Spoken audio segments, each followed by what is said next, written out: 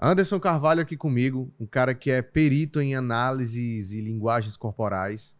E hoje vamos trazer uma troca de ideia muito boa aqui sobre esse assunto que eu tenho certeza que é a dúvida de muita gente, porque está em filmes, está em séries, está no YouTube. E o cara é um perito fora da curva, meu irmão. Então vamos trocar essa ideia aqui. E Anderson, eu já queria começar sabendo o que é uma análise corporal, como é que ela é feita. Cara, é assim, primeiro eu quero agradecer pela oportunidade da gente estar aqui batendo esse papo, é muito bacana, né, trocar essa ideia e espero que eu consiga passar algumas informações no tempo curto, mas proveitosas para aquelas pessoas que estão nos assistindo. Mas vamos lá. Quando a gente fala dessa questão da análise no geral, a gente tem que desmistificar o que até para saber aonde que vai se entrar cada coisa. Então, por exemplo, existem análises que têm fins terapêuticos, que são completamente diferentes daquela que nós fazemos. Tá? Então, por exemplo, eu não sou um perito criminal, eu sou um perito, eu gravito mais na área judicial, mas eu trabalho exclusivamente para advogados. Então, assim, as minhas análises, elas são completamente técnicas. Então, não é só uma análise corporal, é uma análise com uma série de critérios para a gente buscar encontrar o que pode ser uma verdade, o que pode ser uma possível mentira dentro de relatos para que seja utilizado em ação judicial. Seria basicamente isso. Então é um pouco diferente daquilo que se vê aí nos filmes, nas séries, no YouTube, nas redes sociais. Né? Ela não é tão instantânea, né, como mostra aí. Quem dera, viu? Se fosse assim, a gente estaria muito, como se diz, ajudando, fazendo muito mais. Mas até porque não tem como ser. Porque pensa o seguinte, o ser humano, essa é uma área científica que a gente trabalha, mas o ser humano ele é subjetivo. Sim. Então não dá para você, não é como uma matemática, como uma ciências exatas que você chega ali, crava 1 mais 1 é 2 e ponto, acabou. Não, existe uma série de fatores que você busca interligar, você busca compreender, até que de fato você possa fazer uma inferência, e essa inferência, né, que é aquela pontuação que você está fazendo, ela não vai ser, por mais que ela seja específica, ela não pode ser tão taxativa, porque a gente trabalha em cima de hipóteses. Ela não é uma sentença final. Até porque, assim, existem várias coisas que envolvem o trabalho no final das contas. Então, por exemplo, quando a gente faz um processo de análise, a gente tem que lembrar que, quando eu falo análise, né, porque o meu trabalho é basicamente analisar os elementos que os advogados me entregam, mas não é uma análise da terapia, como eu estava falando. Porque, assim, tem a linguagem corporal, o pessoal que usa essa parte de terapia, que é uma vertente que não é da nossa área, é completamente diferente. Ali já pode abrir mais... ter mais abertura para coisas que não tem fundamentação, entendeu? Então, ali é uma outra... Às vezes tem muito mais o empírico, as experiências, do que, de fato, a tecnicidade, né? E a ciência. Porque, assim, no nosso a gente não pode abrir margem. Você tem que dar espaço para que a outra pessoa possa trazer uma contraprova e, se caso você estiver errado, ela provar por A mais B que você também está errado. Tá? Então, assim, basicamente é isso. Então, a gente trabalha em cima de protocolos, trabalha em cima de que pode ser fundamentado ou não. E não em cima do que eu acho porque eu tenho uma opinião pessoal. Mas a minha opinião ela tem que ser baseada tecnicamente. Então, entrando nessa linha, a gente tem que separar o mundo daquilo que é bacana, que é legal, e a gente tem que colocar o mundo daquilo que funciona, daquilo que é real. Entendi. Entendeu? Então é bem diferente do que, por exemplo, eu tô conversando aqui contigo e tu tá só falando aqui, me analisando, esse bicho tá mentindo, esse bicho tá fazendo alguma coisa, esse bicho tá impaciente. É porque assim, você consegue fazer algumas análises, algumas observações numa relação, você tá vendo ali, você consegue observar.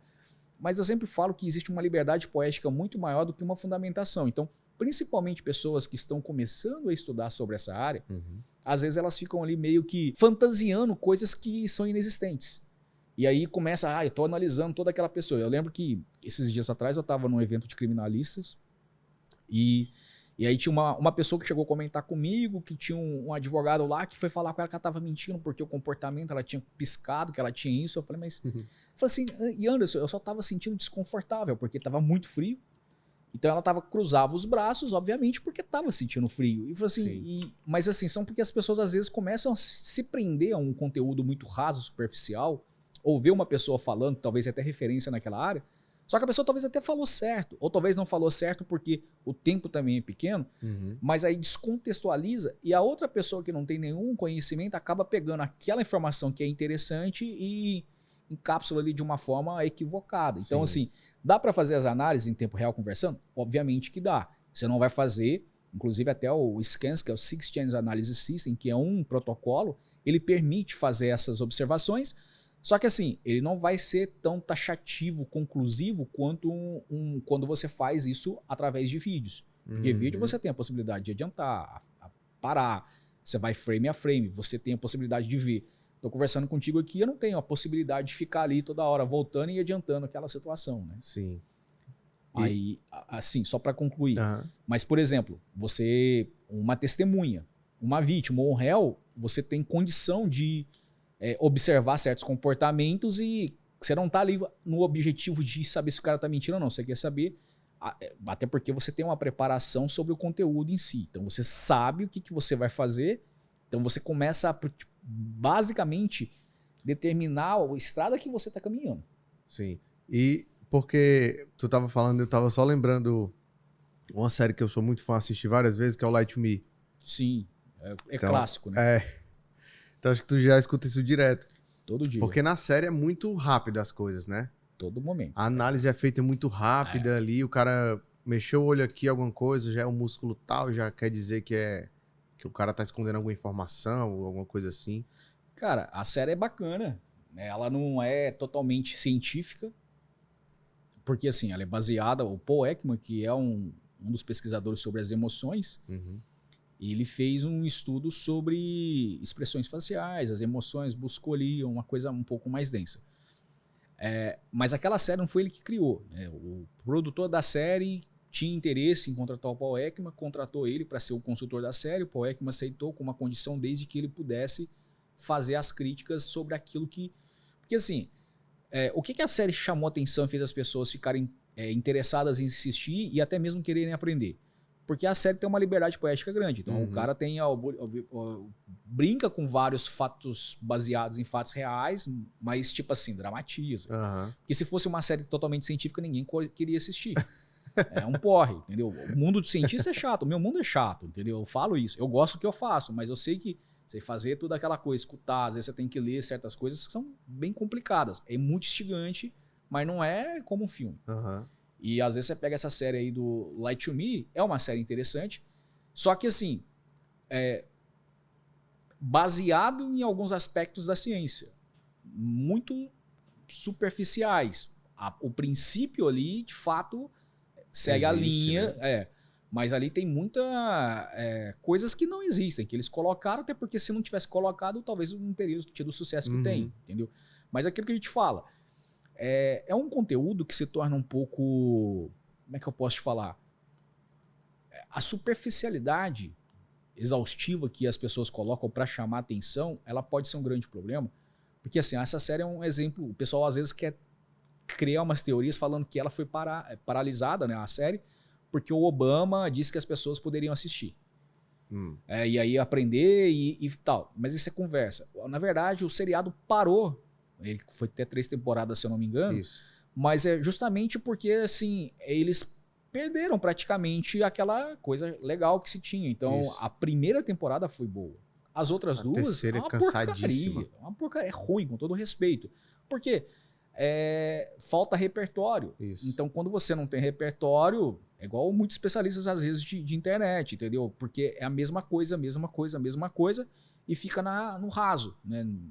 Muito superficial. E conteúdo real da análise em si, a parte técnica daquilo que nós fazemos dia a dia, é muito diferente daquilo que se vê na televisão. Quem dera fosse assim. Tipo, o cara olha assim pra esquerda, tá pensando, olha pro outro lado é porque tá mentindo. Não, isso não existe, cara. Isso é pistas oculares. Tem gente que ainda utiliza e fala que funciona, mas isso não funciona. Eu peguei um laudo uma vez de uma pessoa que tinha lá. Falei, putz, cara, vou ter o prazer em refutar. E fui lá e refutei com gosto. Anderson, e assim, como é que o perito ele atua?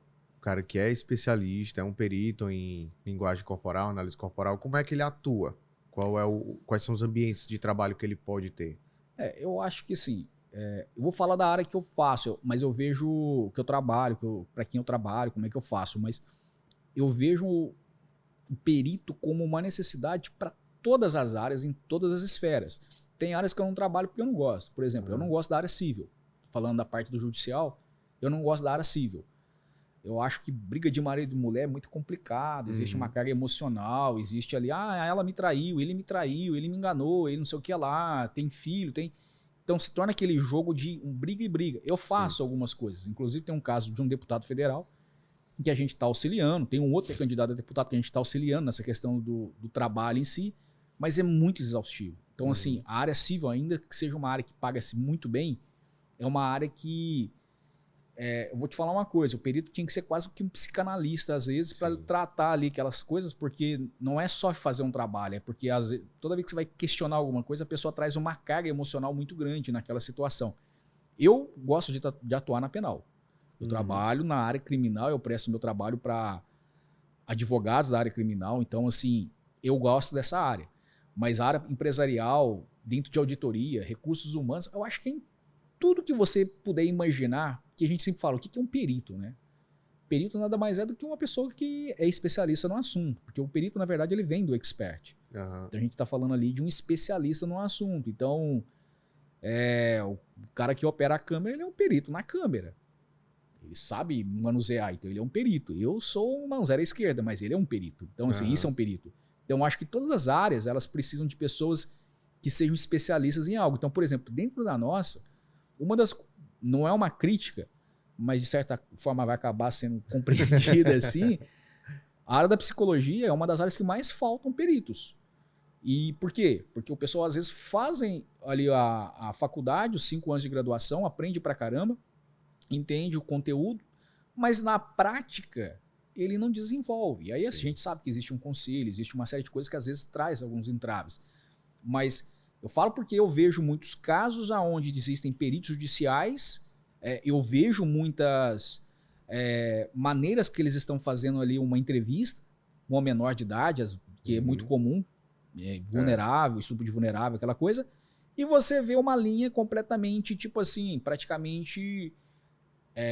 eu já vi psicólogo praticamente conduzir a vítima para as respostas que ela queria e não para esclarecer fatos, porque estava contaminado. Então, assim, todas as áreas têm espaço para perito. Tá? O meu caso, que eu sou um perito em análise de credibilidade, aí é importante a gente destacar que perito em análise de credibilidade não é perito criminal.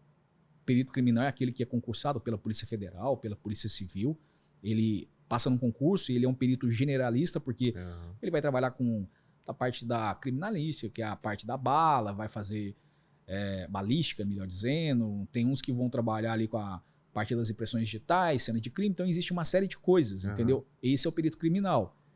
O que eu faço e o que eu ensino as pessoas a fazerem quando questão de alunos?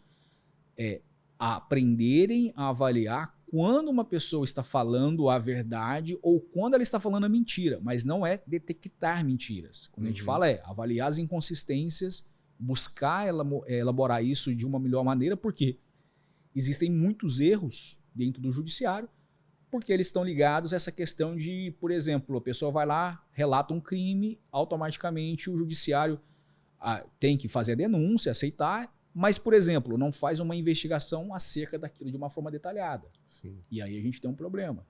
Porque você acaba que pode condenar uma pessoa inocente simplesmente por uma questão de narrativa. E isso é muito mais comum do que se imagina. Anderson, e aqui ainda nessa parte da atuação do perito, quais são as causas mais comuns que um perito na tua especialidade pega? A gente trabalha em várias... por exemplo, eu vou citar uma delas aqui que não é a única, mas é uma das que eu mais bato numa tecla sempre e estou sempre falando aí na internet. Questão de falsas acusações. Porque assim, uma coisa existe uma acusação. Essa acusação ela deve ser investigada. A gente até falou sobre isso aqui mais cedo. Mas assim, existem muitas falsas acusações. Existem acusações que elas não aconteceram e a pessoa está ali responsabilizando, acusando. Então, existe o lado cômico, que acaba que você cai na risada, mas existe o lado trágico. Porque assim, Uma pessoa que é acusada de estupro, Sim. ainda que ela não tenha cometido aquele crime, ela vai sair da cadeia com a chancela e sempre com a desconfiança de que ela, em algum momento, ela cometeu alguma coisa. Uhum.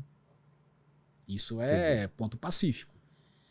Existem muitos casos, por exemplo, existe aí matérias na internet que falam uma a cada 10 mulheres são estupradas. Uma mulher a cada 10 minutos sofre um estupro.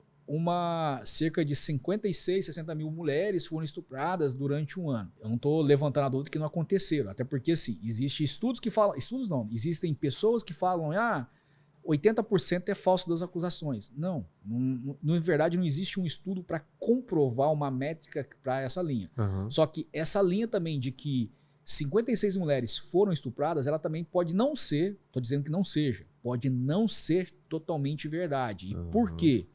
Porque muitas falsas acusações, elas não foram abatidas ali daquelas que lá atrás foram colocadas. Feitas, né? Então é o seguinte, só vai colocando, mas existem muitas que, de fato, pessoas que foram provadas que eram inocentes, que elas não vão abatendo. Não vão abater. E aí o que acontece? Vai só aumentando cada vez mais o número. Até porque é o seguinte, quando você começa a falar uma coisa muitas vezes, repetidas vezes, começa a aparecer mais e mais e mais. E tem muitas pessoas que se apropriam de uma narrativa, porque isso ganha força, do que de fato algo aconteceu.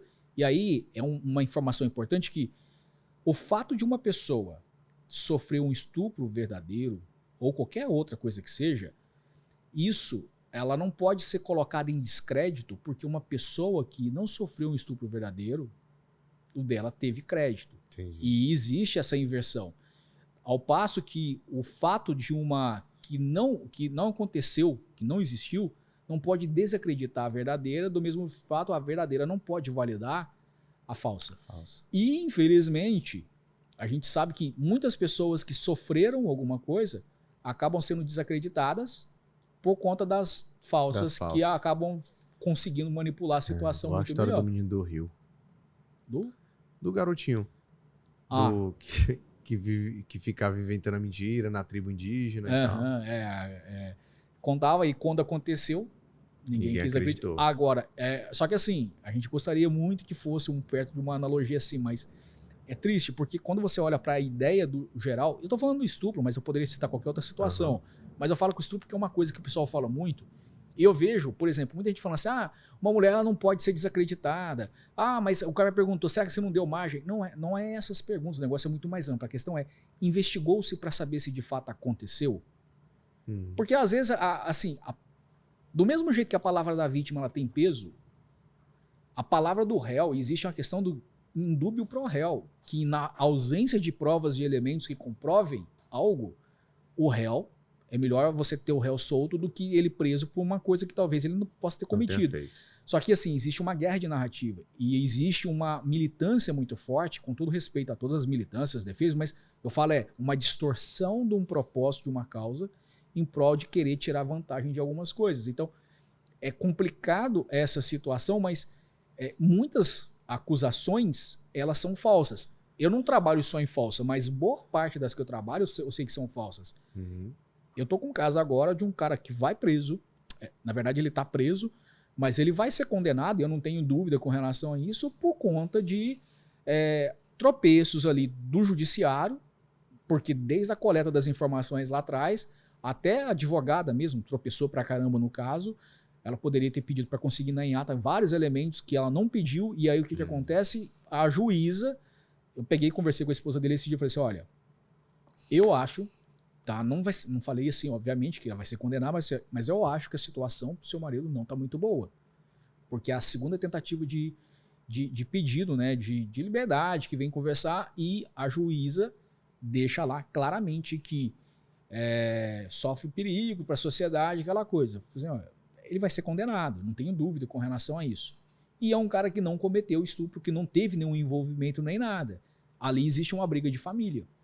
E aí a situação dele ter sido responsabilizado por essa situação. E aí, quando você olha para todo o arcabouço, toda a base teórica ali do material investigativo, você vê que existem falhas e falhas e falhas. Então, assim, a coleta começa errado, dificilmente, entendeu? Tem muita gente que está preso, o pessoal fala assim, negros estão presos injustamente. Tem uma série de negros, tem uma série de pessoas que não cometeram estupro que estão presos injustamente, tem uma série de pessoas que não cometeram nenhum outro tipo de crime e estão presas no lugar de pessoas que deveriam estar presas. Elas entraram ali meio que tipo sem saber o motivo, como elas apareceram. Essa semana a gente está com um caso de júri popular aí, que uma pessoa acusada de matar o marido simplesmente porque a polícia achou que seria mais fácil acusá-la do que de fato fazer uma investigação.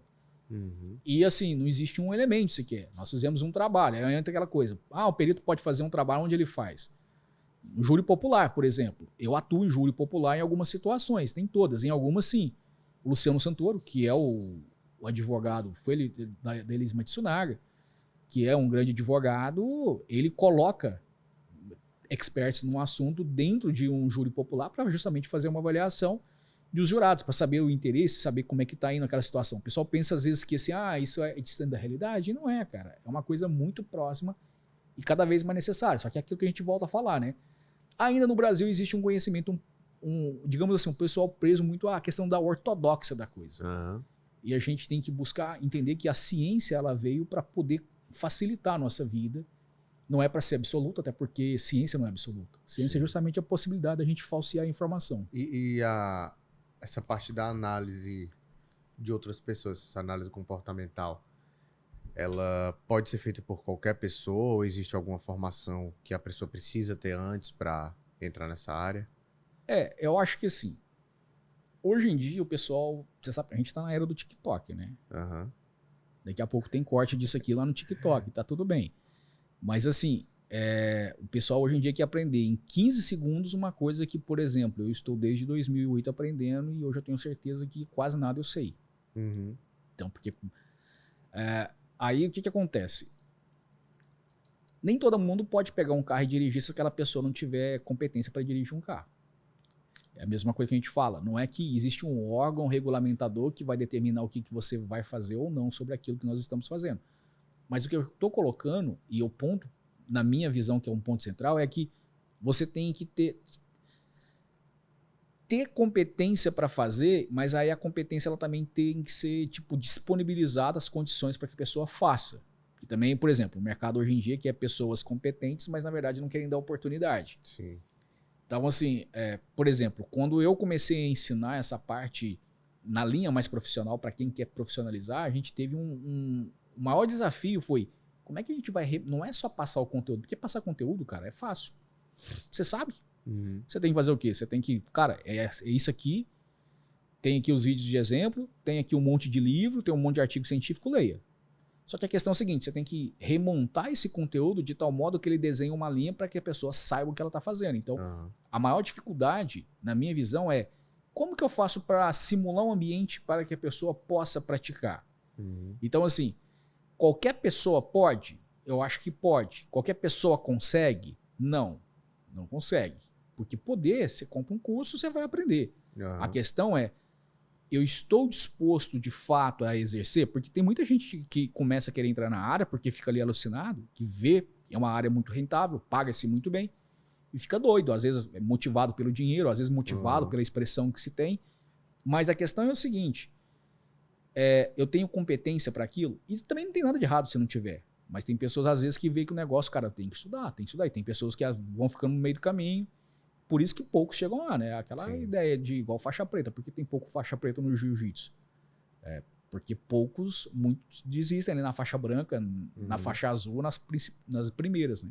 Mas tipo assim, se eu não quero trabalhar no meio, mas eu quero aprender para, por exemplo, saber como me relacionar melhor, saber se eu tô entrando numa situação boa ou não. Qualquer pessoa... Cara, pode. Eu acho que assim, não existe uma... Qualquer pessoa pode fazer direito. Qualquer pessoa pode fazer psicologia, qualquer pessoa pode fazer engenharia. Tá? Não necessariamente, talvez a pessoa vai se tornar um engenheiro. Mas, por exemplo, não existe essa, você não pode fazer um curso, você não pode aprender. Entendeu? Pode. O que determina a responsabilidade daquilo que vai se utilizar é uma outra conversa. Entendeu? E aí, por exemplo, eu vou falar assim de mim, tá? Tem casos que eu não pego. Tem casos, por exemplo, que na minha equipe, o Edgar, tem casos talvez que ele não se sente à vontade para pegar, principalmente quando é caso que envolve menor de idade. Por quê? Ele é pai de uma criança, então querendo ou não, eu sei que aquilo... Afeta, né? Afeta emocionalmente. A gente tem os vieses. Isso. Entendeu? Então, assim, às vezes eles estão... Por exemplo, eu tento poupar de certas coisas. O Eliabe já tem uma outra visão, entendeu? O Eliabe, ele já tem uma visão mais aberta, até porque o Eliabe já é uma pessoa mais vivida. Hoje ele é tenente-coronel da polícia aposentado, então trabalha comigo também.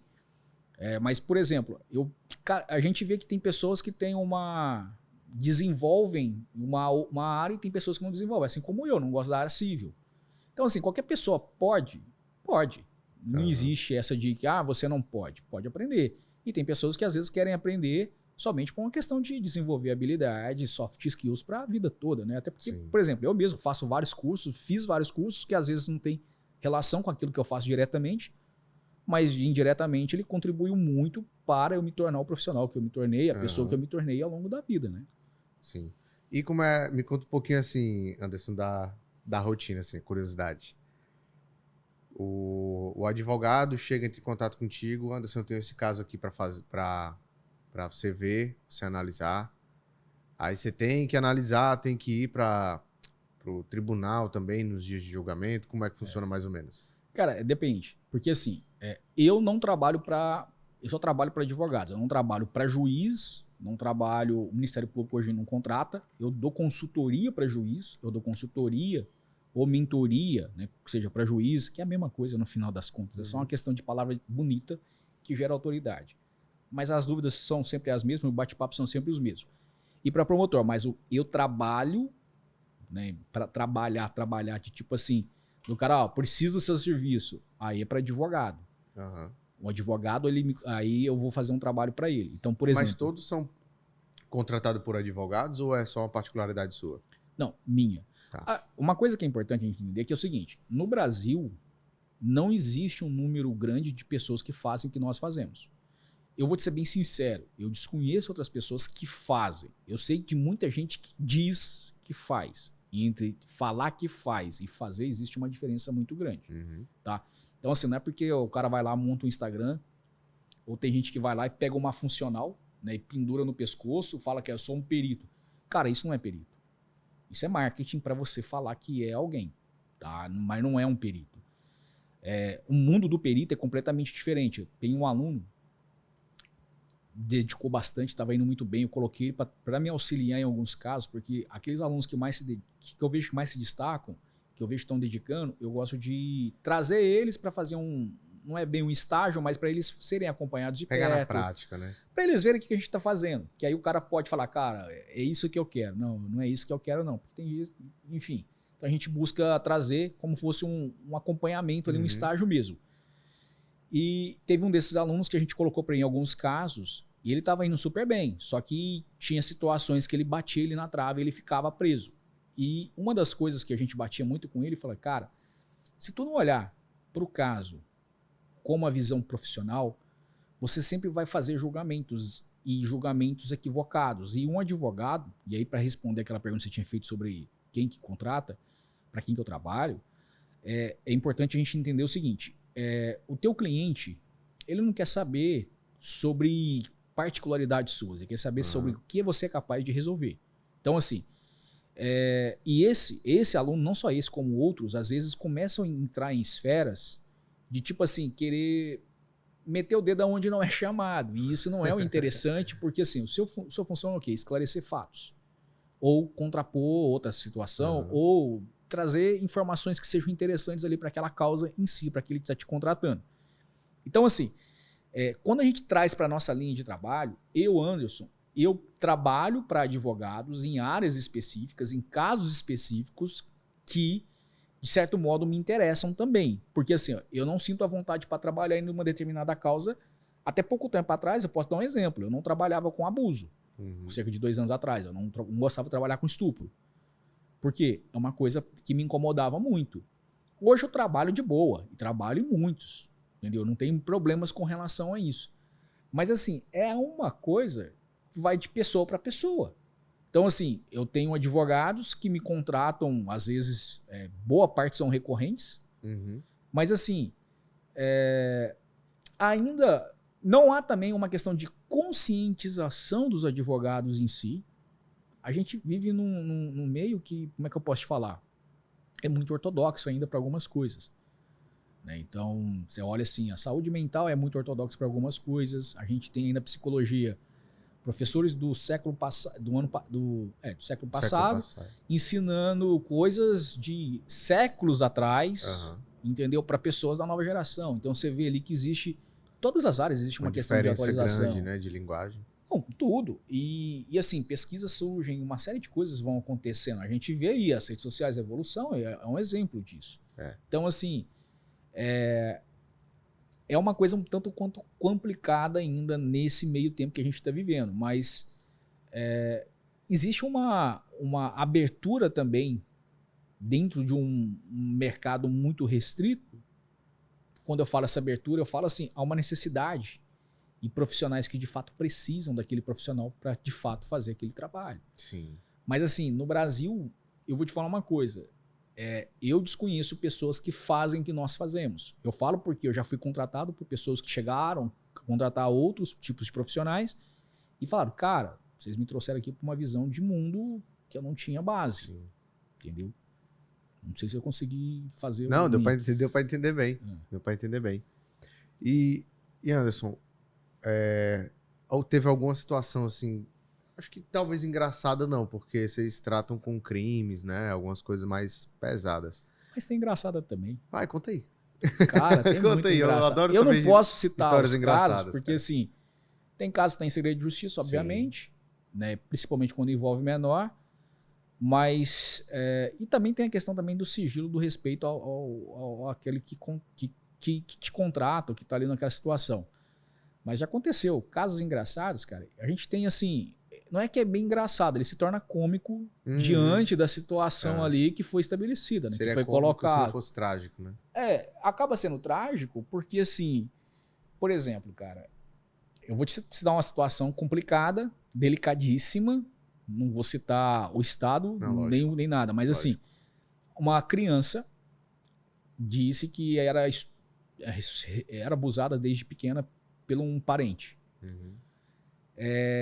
E ela relata as coisas, cara. De uma... Tipo assim, só que ela não, a gente encontra que não existe detalhes nem nada.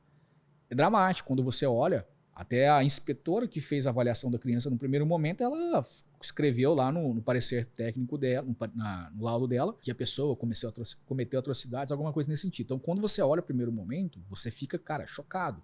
Porque é abjeto, é nojento. Só que quando você começa a olhar, e aí você começa a ver, cara, você começa a achar graça. Porque você vê que as coisas são muito... Meio que parecendo... meio fictício, que né? Muito... Não, muito... Aí tem, por exemplo, as narrativas muito malucas. Então, essas narrativas, elas começam a se tornar cômicas no meio da situação, porque você fala, cara, basicamente, tá na cara que a pessoa mentiu.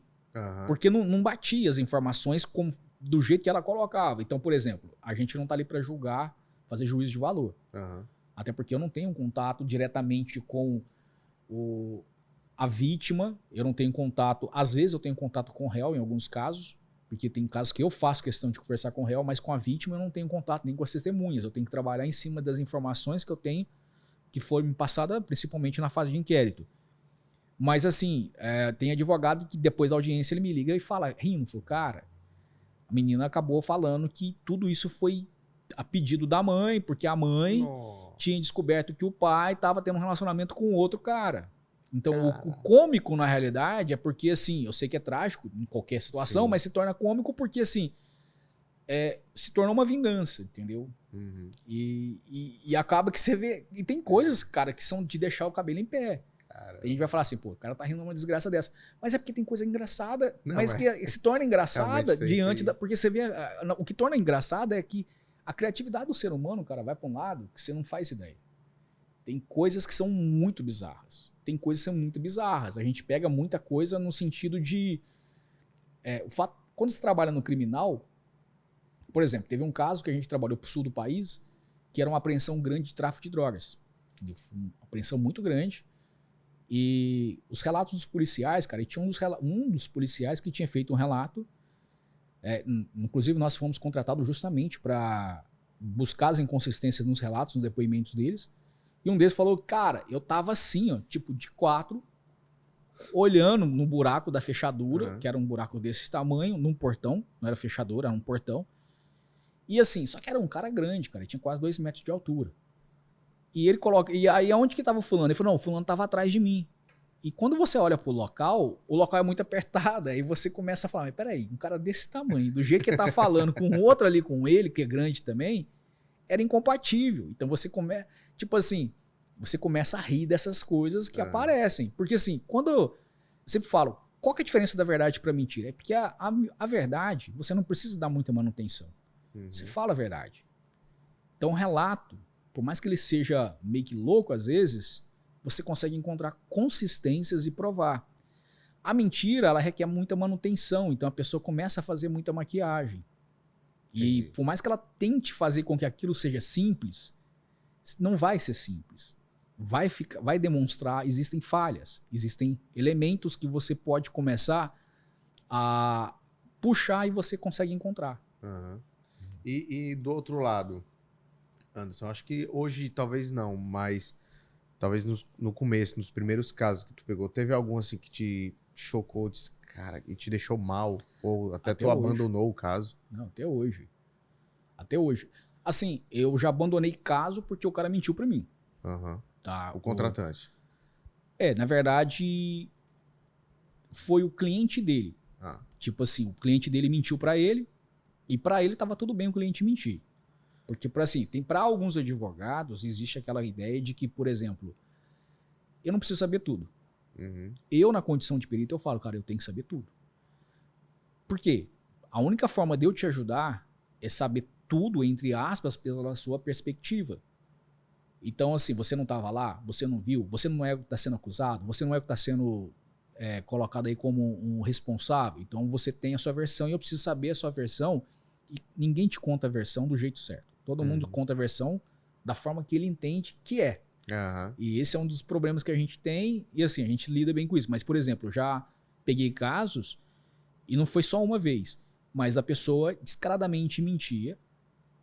Tipo assim, eu já desconfiava do relato na primeira vez. A pessoa disse que não tinha feito, que era um envolvimento de estupro. Disse que não tinha feito. E eu falei, cara, eu achei estranho o relato, a maneira porque ele mais se justificou de fato do que de fato ele me trouxe informações.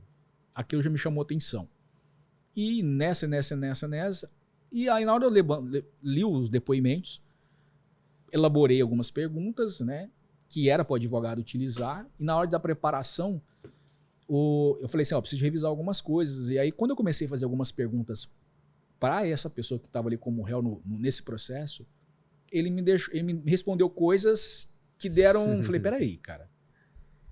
Para saber sobre isso, alguém teria que ter participado dessa situação. E ele tava... Cara. E eu falei, tá, mas aí eu falei, cara, tô deixando o caso, não devolvi a parte do dinheiro que ele já tinha me pago, porque eu já tinha feito trabalho, não devolvo. Mas eu falei, ó, não tô no caso, eu falei com o advogado, eu falei, ó, ele escondeu, ele omitiu essa informação, se ele omitiu isso, ele vai omitir mais. O cara foi condenado. Pegou... Não me recordo agora, mas ele foi condenado. Eu falei, e assim, dava para conseguir atenuar, entendeu? A pena, né? Só que aquela coisa. Aí o cara tinha outras coisas que estavam em jogo, ele não queria expor, e acabou que o fato dele não se expor nessas situações acabou que prejudicou ele. Enfim. Então, assim, agora, tem casos que chocam. Tem casos que são objetos, cara. Tem casos que até hoje eles, tipo, te enojam a ponto de você falar, cara, você não quer pegar esse caso. Porque, assim, é importante a gente lembrar que o nosso papel, assim como o do advogado, não é fazer um julgamento de valor, um juízo de valor sobre aquela pessoa, sobre o crime. Porque, por exemplo, eu vou defender uma pessoa que ela é culpada. Não é que eu só defendo inocente, eu defendo pessoas que são culpadas. Existe, inclusive, uma marginalização da advocacia criminal no Brasil. Eu não sou advogado, mas eu trabalho muito com eles, eu vejo, que pensa que assim, ó, o advogado criminalista, ele é criminoso. E não é. O fato dele defender uma pessoa que cometeu um crime, isso é dar o direito à defesa, fazer com que aquela pessoa tenha uma defesa justa. Sim. Não é que ele vai ser isentado da culpa dele. Não, o problema é que, agora, tem advogado que quer tirar a vantagem, quer, tipo, inventar uma série de coisas para inocentar um cara que ele tem uma culpa clara naquela situação. Mas, assim, eu não tenho problema em defender uma pessoa que cometeu um crime. O que eu não posso é inventar elementos para justificar ou para, por exemplo, tentar eximir aquela pessoa da sua responsabilidade. E isso aí, teve um advogado outro dia que veio falar comigo do interior de São Paulo. Anderson, eu preciso da sua ajuda porque estou com um cliente que ele foi abusar, irmã, né, meia-irmã dele diz ter sido bulinada por ele, abusada, tem toda aquela toda. E falei, cara, tá, no primeiro vídeo que na primeira audiência ali, a gente, cara, esse cara abusou, não tenho dúvida. Uhum. Tinha sido até transitado e julgado. Falei, cara, eu não tenho dúvida. Eu falei, não, mas o pai dele perguntou se dá pra fazer alguma coisa. Eu falei, cara, da minha parte, não. Porque eles queriam, na verdade, perguntou se dá pra fazer uma coisa, mas ele queria que a gente falasse que não tinha acontecido. Porque, assim, a mãe, de certo modo, tinha uma certa responsabilidade. Só que a mãe não respondeu processualmente por essa questão desse crime. Entendi. E eles ficaram indignados com isso. E aí, o fato dela não ter sido responsabilizada, eles queriam, basicamente, tentar também eximir a responsabilidade dele. Porque a mãe sabia. Como é que ela sabia? Ela permitia. Tanto é que permitia viajar pra praia, permitia outras coisas. E que era interesse da parte da mãe. Então ela usava a filha para lograr isso naquilo que de fato interessava a ela. Então, cara, isso é muito complexo, você tá entendendo? E assim, eu dispenso trabalhos de todos os tipos, desde que aquilo não me, como se diz, que eu posso te falar assim, que eu não me sinto à vontade de fazer. Sim. Eu já perdi casos de trabalhar, deixei passar. Que eu poderia, se você for olhar, casos de homicídio. Onde uma pessoa, de fato, nesse caso, foi um desentendimento entre nós, na condição de peritos, e os advogados do caso, porque eles tinham uma visão de ter carta na manga. Eu falo, cara, no judiciário brasileiro não existe essa ideia de carta na manga, porque você trabalha em cima do contraditório, o que você tem que ter, que é contraditório. As armas que você tem, o outro tem. Paridade de armas, existe uma série de coisas, então você tem que dar o direito ali às informações, acesso e tudo. E a outra parte dizia que a parte que estava nos contratando disse que tinha uma carta na manga, mas também não dizia que carta na manga era. Então, assim, é um caso que eu acho que poderia ser o caso que eu ia mais ser bem pago, que eu ia receber cerca de 150, 200 mil para fazer esse trabalho. Só que era um caso escuro que, assim, a gente não tinha um entrosamento com os advogados. Então, nesse caso, por exemplo, a gente não trabalhou. Entendeu? Então, há casos e há casos. E, infelizmente, é assim. Antes, pra gente finalizar esse papo aqui, que tá muito massa. A galera que tá assistindo já entendeu bem como é que funciona, já sabe que não é o Lie to Me. Não é. Como é que o cara faz pra ser um perito? Cara, assim, como eu disse, né? O que vai te tornar perito é você se tornar uma pessoa experiente numa determinada área. Então, assim, não existe um curso que te torna perito. Agora, existem cursos que te possibilitem você se tornar um eventual perito lá na frente. A gente tem hoje a pós-graduação em perícia forense e análise de credibilidade, que é a única pós no Brasil sobre esse tema, que é o que a gente trabalha, com professores que vivem a prática, que sabem o que estão fazendo, que trabalham nesse meio, né? Então a gente tem psicólogo, a gente tem ali o pessoal da área do direito, a gente tem, enfim, a gente busca dar aos alunos todo o amparo teórico, técnico, para que eles possam desenvolver uma prática daquilo que a gente está falando. Mas ela é uma pós-graduação, então? É uma pós-graduação, um curso de pós-graduação, que inclusive, se eu não me engano, as inscrições eu acho que já devem estar rodando por aí, e mas ela é um ano de curso. Porque, assim, é a terceira vez que o pessoal tenta fazer com a gente, que já, assim, só para voltar aqui. Tá. Em 2020, quando começou aquela ideia da pandemia, a gente começou a ficar sobrecarregado de trabalho, porque as audiências começaram a ser mais online, os advogados viram a necessidade de irem além do convencional. Sim. Então a gente começou a ficar sobrecarregado, a gente criou uma formação em perícia para dar para as pessoas a condição delas aprenderem. Algumas pessoas, tinha uma pessoa de uma faculdade, grande faculdade do Brasil, que ficou interessada e queria levar a gente. Só que a gente ia perder praticamente, ia ser pós deles e não nossa. E aí os critérios que eles colocaram pra gente não eram interessantes, porque eu sempre penso pela ótica do aluno. Vai ser bom pro aluno também? Quero que seja bom e quero que seja bom pra gente. E a gente acabou não fechando. Depois surgiu uma outra oportunidade, mas era bem semelhante, também não era interessante. Depois surgiu uma outra que aí vieram falar comigo, que eu achei bacana, achei muito legal, só que a gente ficava preso em algumas questões deles ali, porque a gente tem a parte de extensão universitária, que eu não podia deixar de fora, e eles não queriam deixar eu fazer um ajuntamento, que é uma questão meramente entre nós ali, digamos assim. Aí agora, né, um pessoal de Brasília entrou em contato comigo, veio falar comigo. Eu não estava nem nos dias bons, porque eu tinha acabado de perder minha avó e tal. Falei, cara, eu preciso de um tempo, deixa eu avaliar essas questões, eu não estou no momento de pensar nisso. E falei, cara, deixa eu dar uma avaliada. E aí a gente voltou a conversar, eles entraram em contato comigo, a gente trocou uma ideia sobre essa situação, viu, eles me deram a liberdade que eu queria, se fosse para eu colocar, eu tentei fazer isso de forma particular, eu entrei em contato, eu tenho contato com gente dentro do MEC, eu entrei em contato para ver, mas assim, era tanta dor de cabeça que eu falei, cara... Sim. Aí agora a gente resolveu criar, porque assim, a gente conseguiu uma universidade que de fato fosse parceira do jeito que a gente queria. A gente queria liberdade para escolher, para fazer, para desenvolver. Porque no primeiro eles queriam uma pós em 4 meses. Falei, cara, não dá. Em 4 meses é meu curso mais inicial para quem quer se tornar um perito. 6 meses, falei, cara, não dá.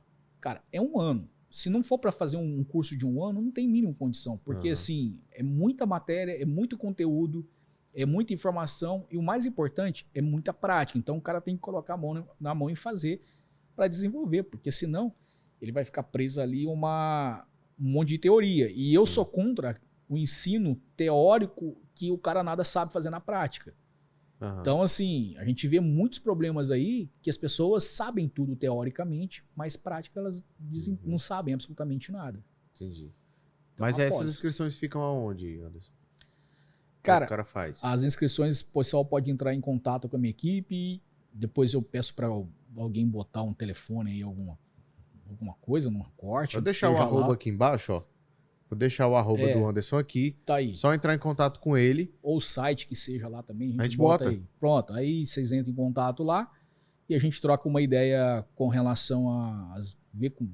Conheça o curso, conheça a pós, se você se identificar, pode ter certeza que será muito bem-vindo. Eu posso garantir que você não vai se arrepender, porque conteúdo é o que tem. É isso aí. Anderson, obrigado, viu, querido? Valeu. Que papo muito massa, obrigado, velho. cara. Foi show. Galera, um abração e vejo vocês no próximo episódio. Abraço. Abração. Tchau, tchau.